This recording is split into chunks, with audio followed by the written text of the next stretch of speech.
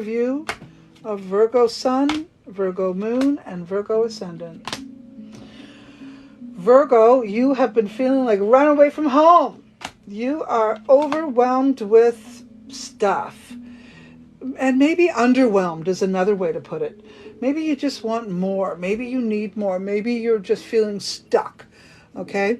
I think it's really important that the Virgo allows themselves new beginnings, new opportunities, more fun, more activity with other people. Sometimes you just got to get out of Dodge. So if you're living in a home environment or living in a community that is just flatlined, pick up and move. Don't be afraid to do that. And if you can't do that right away, then get out, do activities, extracurricular activities, get involved.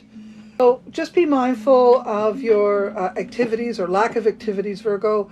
Really important for you to get more involved. I think you're slightly bored, or let's say a lot bored, okay? And I do like this card, though, because this one tells me that, you know, you're finally getting a little bit of money underneath you, you know, not maybe a lot, but a little bit more than you had last month, let's say. And that's going to help you be more involved in activities that you want to be doing. So spend the money, do it, get out there and have some fun. Okay.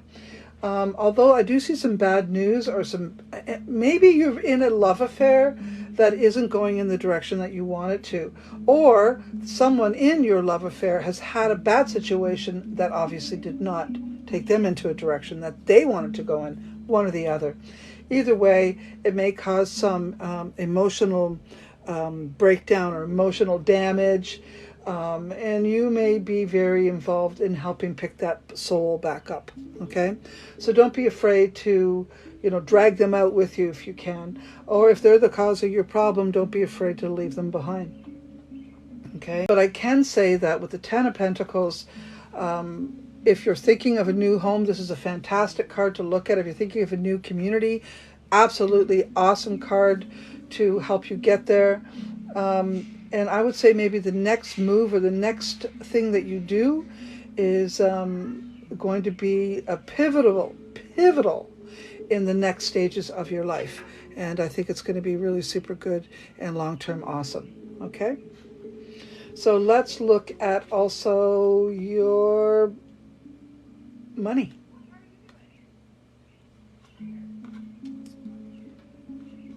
It says be mindful of your spending. Although the money's coming, and although you got a little bit more than you had last month, don't exceed your money coming in. That's what it does say. Because otherwise you'll end up back in the same situation you were in.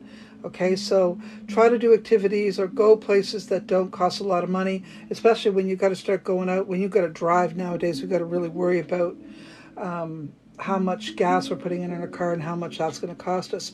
So just be mindful of that. So that you're not spending more than you're taking in, okay? I think your health is reasonably good.